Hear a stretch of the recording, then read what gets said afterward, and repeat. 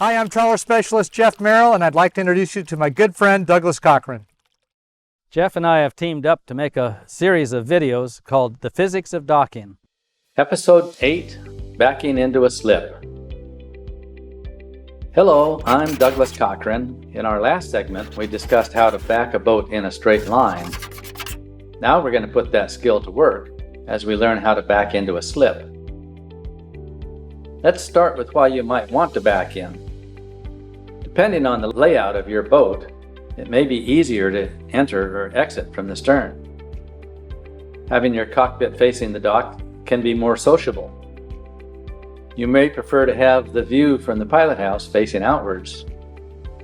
Your shore cord for power may come off the stern. And it is certainly easier to depart your slip if the boat is already facing out. For any or all of these reasons, you may prefer to back into a slip. So let's talk about how this works, and we'll show you.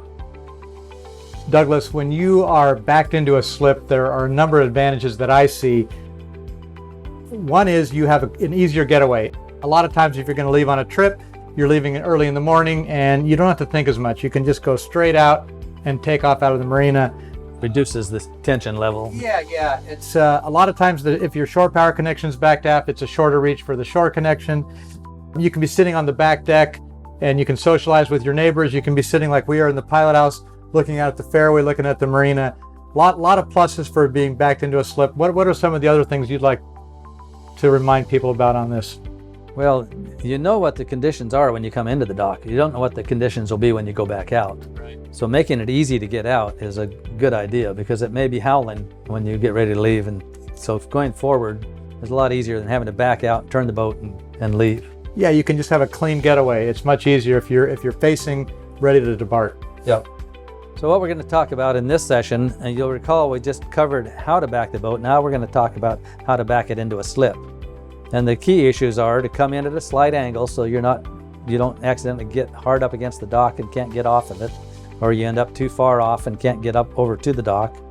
And then how to get lines on and get the bow in once you're at the dock. So we'll cover all that in this session. Great, let's do it. All right, so Douglas, we're going to do a back in now. We have our fenders over, our dock lines ready, opened up the wing station if you need to get out there, and we're coming into the slip, which will be on our port side. So we'll swing our bow out to starboard and then back in. So I've put the joystick over to hard to starboard, but I haven't activated it yet. I will when I'm ready to make my pivot here. So I'm going to slow the boat down a little bit here. We'll put the stern over. All right, it's like about 15 feet on the bow. Now, unlike most slips, we don't have any fairway going beyond it, so we've got to make our pivot before we get to our slip. So I'm going to kick the stern over a little bit here.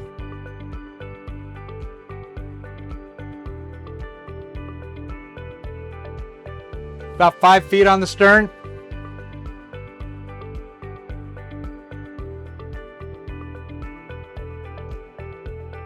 Don't go any further back.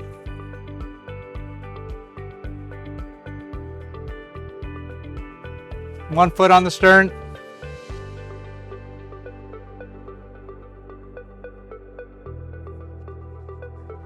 Two foot off the bow. Your stern has made the turn, setting up nicely. Now we'll just back into our slip. About 1 foot off the port side stern.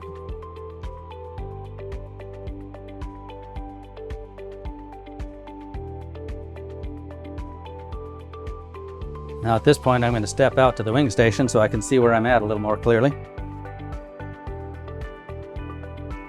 All right, so we make sure that the boat is parallel to the dock, and now it's a matter of just backing in to the slip, which Douglas is doing from the outside where you can see better. The wing station has a bow thruster and a stern thruster as well as the throttle, so just going to give you a little play-by-play here while he's out there bringing us in.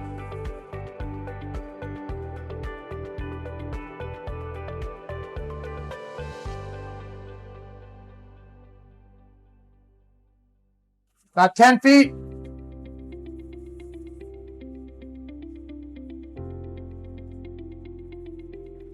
That's probably far enough.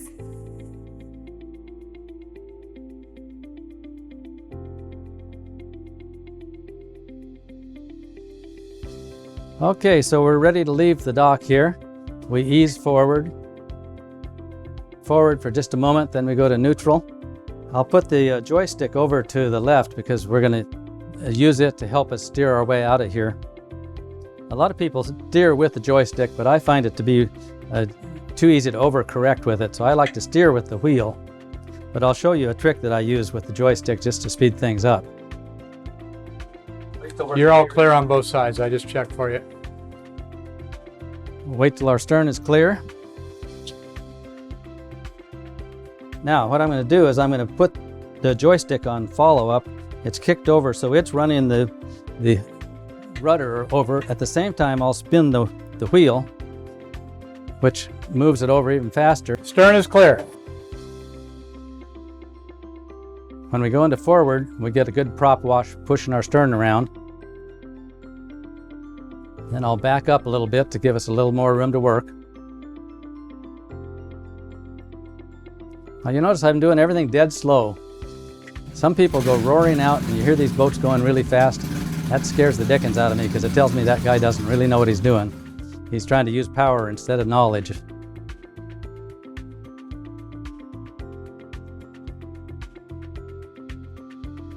Now you can see we're pivoting around nicely.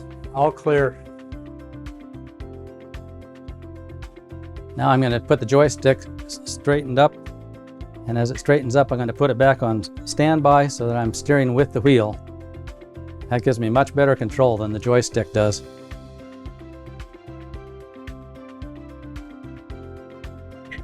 And here we are going down the fairway. So Douglas, one of my strategies is to leave the dock lines and the fenders ready to go in case we have to retreat until we've cleared the marina. But when you're ready, I'll go pull up the fenders. Yes, that's an excellent plan, all right.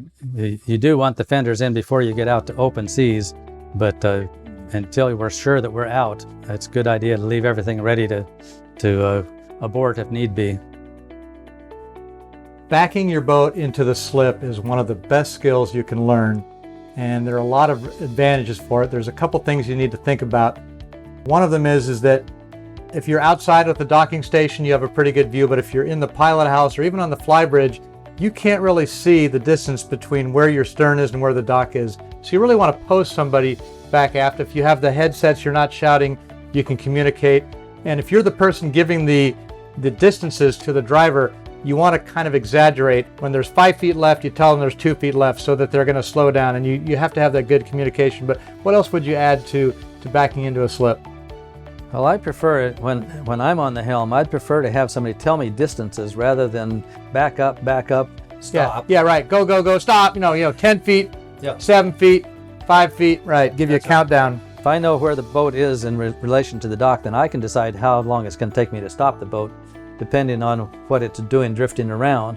Because the person on the stern may not be able to see the conditions that the helmsman is dealing with. I think we get disoriented when we're going in reverse, and you can lose track of the parallel coming into the dock and where the bow is and where the stern is. So when you're the captain, you've got to look aft, you've got to look forward to keep your orientation so that you're making sure you're getting a clean entry into that slip.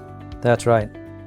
And the other important aspect is to make sure you have a spring line ready to put on so that the boat can't drift into the dock further. Once it's stopped, you get a spring line on so it is And that's stopped. your brake, and it helps suck the boat into the side that the spring line's on. Good. Yes. Yeah. So pick a nice quiet day with little traffic on the dock and try it out. Invoke the no shouting rule to keep the tension level down, and practice until you're comfortable coming in bow first or stern first. In our next episode, we will show you how dock lines help control your boat in a slip. So stay tuned.